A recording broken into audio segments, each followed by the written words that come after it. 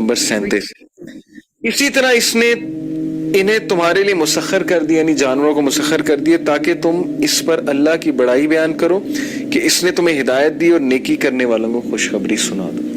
تو کیا پہنچ رہا ہے اللہ سبحانہ تعالیٰ کو؟ ظاہر ہے کہ تقویٰ پہنچ رہا ہے. اللہ سبحانہ تعالیٰ کو تمہارا یہ چیزیں نہیں پہنچ رہی ہیں. اللہ تعالیٰ کس بات کو اپریشیٹ کر رہا ہے، کس بات پہ تمہیں ریٹرن کر رہا ہے کہ تم نے کس نیت کے ساتھ اور تقوی کے ساتھ کیا. اللہ سبحانہ تعالیٰ کی خوشنودی حاصل کرنے کے لیے کیا، اور یہ ارادہ کر کے کیا کہ اے میرے رب، اگر میں تیرے لیے ایک جانور خرید رہا ہوں، اس کو قربان کر رہا ہوں، تیری راہ میں قربان کر رہا ہوں، غریبوں کو، مسکینوں کو گوشت ملے گا، کسائیوں کو مزدوری ملے گی، کتنے اس کے benefits. I can go on and on, but topic یہ نہیں ہے. Whatever I'm doing it is to please اللہ سبحانہ تعالیٰ اینڈ ٹو اریکٹ سنت ابراہیمی. تو اے میرے رب، اس کو قبول کر اپنی بارگاہ میں، اور اے اللہ اسی کے بدلے مجھ پہ رحم کر، میری فیملی پہ رحم کر. اے اللہ ہمیں حرام سے بچا لے.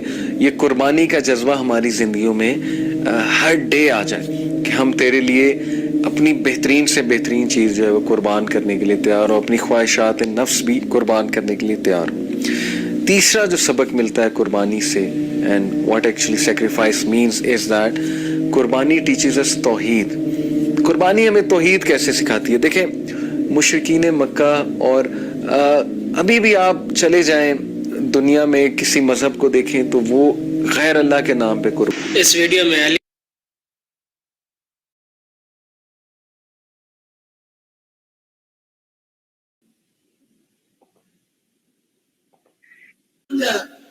شريك لك لبيك إن الحمد والنعمة لك والملك لا شريك لك لبيك اللهم لبيك لبيك لا شريك لك لبيك إن الحمد والنعمة لك والملك لا شريك لك.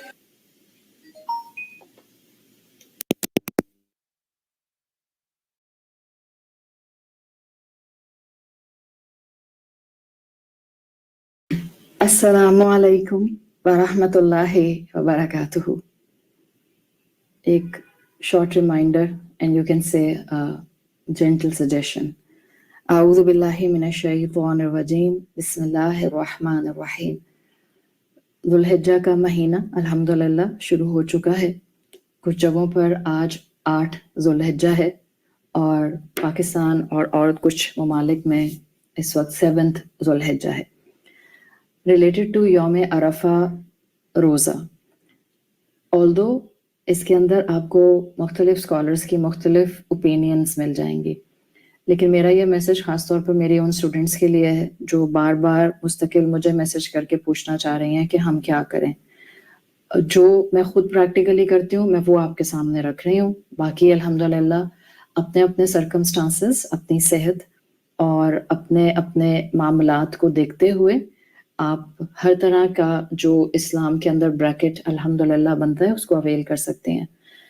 یوم عرفہ کے روزے کے بارے میں جو حدیث رسول صلی اللہ علیہ وسلم ہے، اس کے مفہوم کے مطابق یوم عرفہ کا روزہ رکھنا definitely with all the steric signs, with all the conditions to be fulfilled.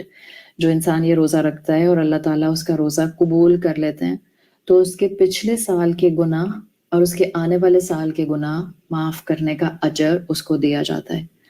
اب ظاہر ہے جس دن یوم عرفہ سعودی عرب میں ہوتا ہے، اکثر و بیشتر کچھ ایسے ممالک ہوتے ہیں جہاں اس دن یوم عرفہ نہیں 8 ذی الحجہ ہوتا ہے. جیسے اس دفعہ بھی پاکستان میں کل 8 ذی الحجہ ہوگی اور عرفات کے میدان میں حاجی جمع ہوں گے، اور یوم عرفہ از دا مین رکن آف حج. اب آسان سی بات ہے، اللہ نے آپ کو صحت دی ہے، طاقت دی ہے، ہمت دی ہے، الحمدللہ آپ رکھ سکتے ہیں. 2 دن کا روزہ رکھ لیں. کل پاکستان والوں کے لیے 8 ذی الحجہ ہوگی. آپ 8 ذی الحجہ اگر آپ نے اب تک 9 کے 9 روزے رکھنے کی نیت نہیں کی ہوئی، ظاہر ہے وہ بھی آپ کے پاس ایک افضل عمل آتا ہے، لیکن ہو سکتا ہے کوئی نہیں رکھ رہا اور فرض تو ہے نہیں، ظاہری بات ہے سب نہیں رکھتے ہیں، تو کم سے کم ان دنوں کی فضیلت کا فائدہ اٹھانے کے لیے ہم 2 دن کے روزے رکھ لیں. پاکستان کے حوالے سے یا ان ممالک کے حوالے سے جن میں 7 ذی الحجہ ہے، آپ 8 اور 9 ذی الحجہ اپنے ملک کے حساب سے 2 دن کے روزے رکھ لیں۔ اگر طاقت نہیں ہے تو آپ کے پاس گنجائش ہے، دونوں طرف سکالرز موجود ہیں، وہ کہتے ہیں کہ جس دن حج ہو اگر 1 دن کا روزہ رکھنے کی طاقت ہے تو آپ حج کے مطابق یوم عرفہ کا روزہ رکھ لیں۔ ایک طرف سکالرز ہیں جو کہتے ہیں کہ نہیں، جس دن آپ کے ملک میں ذی الحجہ کی 9 تاریخ ہو اس دن رکھ لیں۔ اس میں کسی قسم کے جھگڑے کی اور ایک دوسرے کے ساتھ سر پٹول کرنے کی ضرورت نہیں ہے، کوئی کانفلکٹ اس کے اندر لانے کی ضرورت نہیں ہے۔ الحمدللہ میجورٹی کو اللہ طاقت دے دیتے ہیں، روزے کی اپنی برکات ہوتی ہیں۔ ایسے بھی بہت سے الحمدللہ اللہ کے نیک بندے ہیں جنہوں نے پہلی ذی الحجہ سے روزے رکھنے شروع کیے ہوئے ہیں، and they have an intention to complete till 9th of ذی الحجہ۔ اللہ ان کی عبادات اور دعائیں قبول کرے اور اللہ تعالیٰ ان کو مزید ہمت کے ساتھ، ایکسلنس کے ساتھ عبادت کی توفیق دے۔ تو وہ سب خواتین جو یوم عرفہ کا روزہ رکھنا چاہ رہی ہیں، ہیلدی ہیں، الحمدللہ اپنے پیروں پر چلتی پھرتی ہیں، تو آپ 8 اور 9 ذی الحجہ دونوں دن کا روزہ رکھ لیں۔ نہیں تو میں نے آپ کو دونوں آپشنز بتا دیے، اجر اور فضل اور اس کی طرف سے ریوارڈ ملنے کا معاملہ اس پر چھوڑ دیں۔ کوئی کسی کے روزے کو بلٹل نہ کرے، اس دن نہیں رکھنا چاہیے تھا، اس دن رکھنا چاہیے تھا، یہ اللہ کے ہاں معاملے چھوڑ دیا کرے۔ کس کو اجر و ثواب کتنا ملے گا یہ اوپر والے کا کام ہے، ہمیں جج بنا کر نہیں بھیجا گیا۔ خوب دعائیں کیجئے، خوب اذکار پڑھیے، جو لوگ حج کر رہے ہیں ان کے لیے دعا کیجئے، آج ان کا حج شروع ہو رہا ہے، اللہ تعالیٰ خیر و عافیت سے بغیر کسی پریشانی کے ان سب لوگوں کا حج بہترین طریقے سے عبادت وائز ان سے کرائے، ان کو توفیق دے اور بہترین طریقے سے اس کو قبول فرمائے۔ اور وہ سب مسلمان جو الحمدللہ اس وقت اپنے گھروں میں ہیں، اپنے زندگی کے روٹین میں ہیں، دعا کیجئے اللہ تعالیٰ سے، چاہے آپ کو حالات نظر نہیں بھی آ رہے پھر بھی دعا کریں کہ اللہ تعالیٰ میری تمنا ہے کہ آپ اگلے سال مجھے اپنے گھر کی سعادت کے لیے، اپنے گھر کی حاضری کے لیے قبول فرما لیں۔ اللہ ہم سب کو اگلے سال حج نصیب فرمائے، اللہ تعالیٰ تمام حاجیوں سے بہترین عبادت کے ساتھ ان کا حج قبول فرمائے۔ اللہ تعالیٰ ان سب مسلمانوں کو جو اپنے گھروں میں ہیں ان کو ان 2 دنوں میں، ان 2-4 دنوں میں جو آگے حج کے آ رہے ہیں، ان میں اپنے گھر میں ذکر اور دعا اور عبادت کا اہتمام کرنے کی توفیق دے۔ کوئی بات نہیں اگر آپ نے اب تک 7 ڈیز میں اتنی عبادت نہیں کی جتنا آپ کرنا چاہ رہی تھیں، اٹس نیور ٹو لیٹ۔ آج سے تھوڑی سی تلاوت اور دعا اور ذکر بڑھا دیں، اور کل یعنی کہ 8 ذی الحجہ پاکستان اور 9 ذی الحجہ پاکستان یعنی کہ منگل اور بدھ 2 دن کا روزہ رکھنے کا اہتمام کریں، اور جو نیکیاں کر سکتی ہیں چھوٹی چھوٹی اس میں اپنا حصہ ڈال دیں، صدقہ کر دیں، آپ کسی اور کے گھر کچھ کھانا پکا کر بھیج دیں۔ اگر آپ کو معلوم ہے آپ کی کسی دوست نے، کسی رشتہ دار نے روزہ رکھا ہوا ہے، آپ ان کے گھر افطار بنا کر بھیج دیں۔ اللہ کے ہاں انسان کی نیت قبول ہوتی ہے، وہ ہمارا مال اور ہماری مٹیریلسٹک اپروچ اور ہمارا مہنگا تحفہ نہیں دیکھتا ہے، وہ ہماری نیتیں دیکھتا ہے۔ تو اس کے راستے میں جتنا عبادت کا تحفہ آگے دے سکتے ہیں وہ دیجیے۔ اللہ ہمیں بہترین عبادت کرنے والا اور سبمیشن اختیار کرنے والا بنا دے۔ ربنا تقبل منا انک انت السمیع العلیم، سبحانک اللہم وبحمدک، نشہد ان لا الہ الا انت، نستغفرک ونتوب الیک۔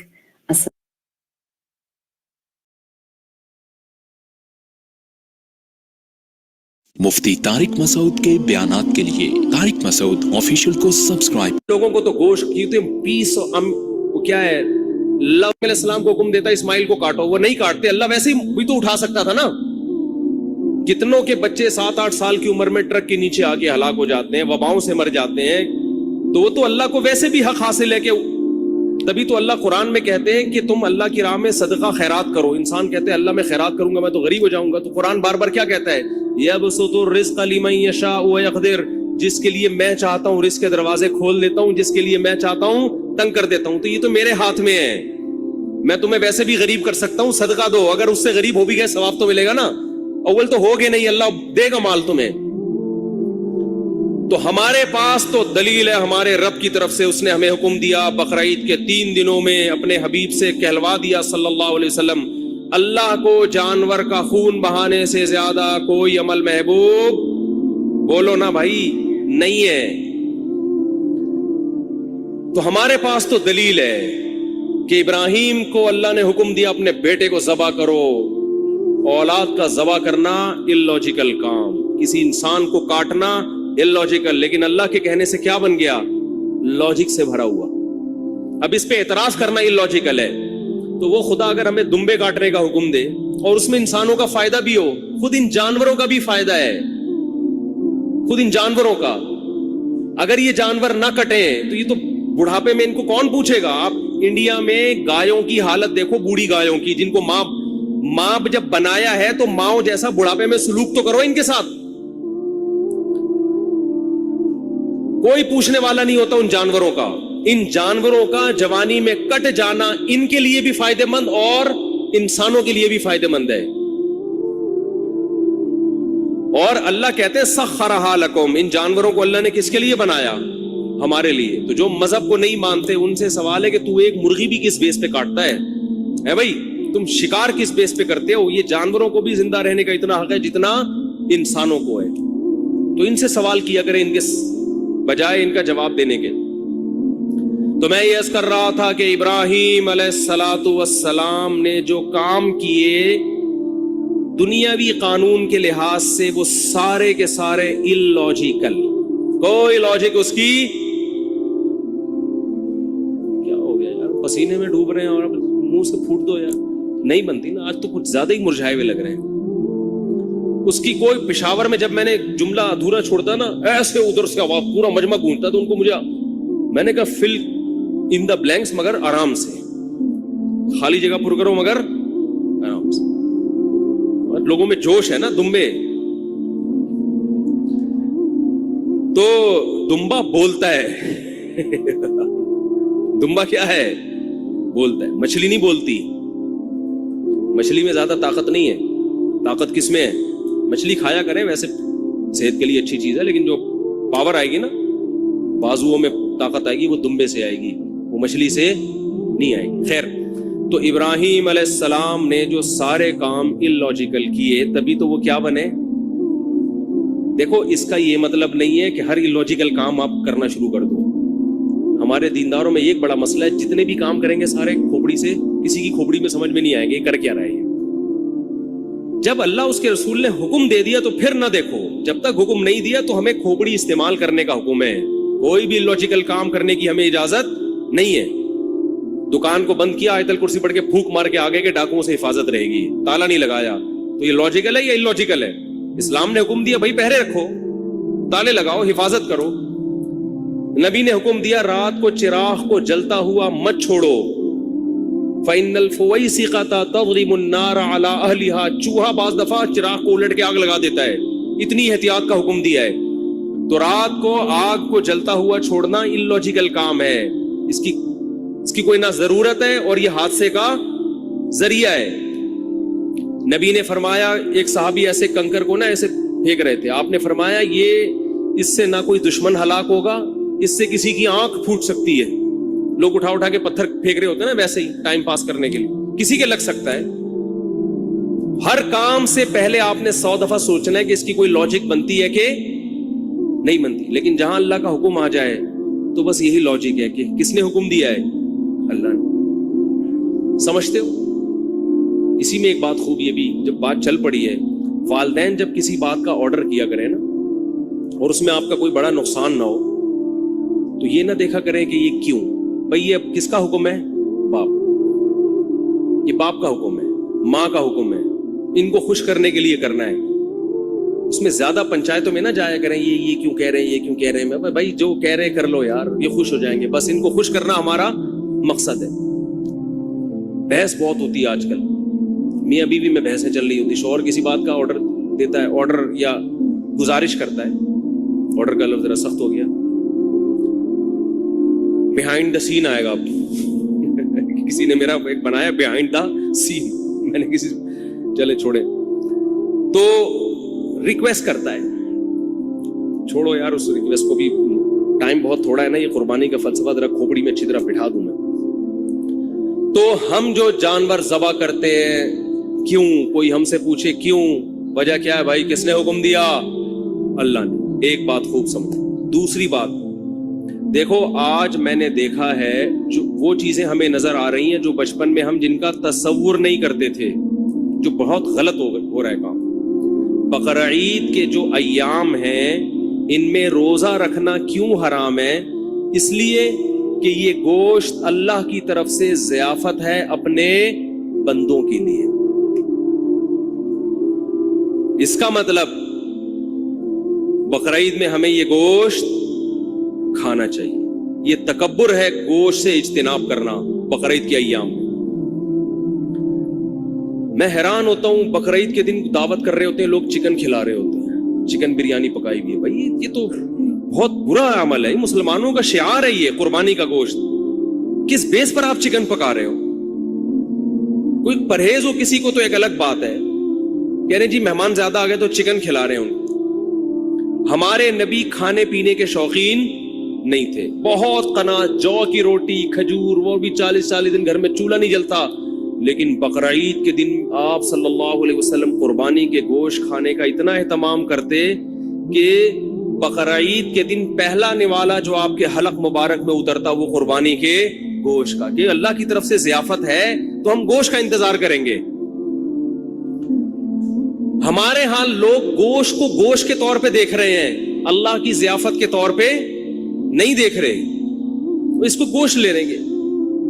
ایک صاحب ہیں ڈیفنس میں، انہوں نے قربانی کی ساری قربانی صدقہ کر دیتے ہیں، اپنے گھر میں کرتے ہی نہیں قربانی۔ میں نے کہا کیوں؟ کہہ رہے یار ہم تو پورے سال گوشت کھاتے ہیں، تو اس لیے میں گھر میں قربانی نہیں کرتا، سارا ادھر ادھر بس گھر میں ہمارا دکان سے ہی آ رہا ہے۔ یہ بہت بری حرکت ہے بھائی۔ آپ کو اللہ اس لیے تھوڑی قربانی کروا رہے کہ پورے سال آپ جو بیچارے دال کھاتے ہیں تو وہ گوشت کھا لیں، اس لیے تھوڑی کروا رہے اللہ قربانی۔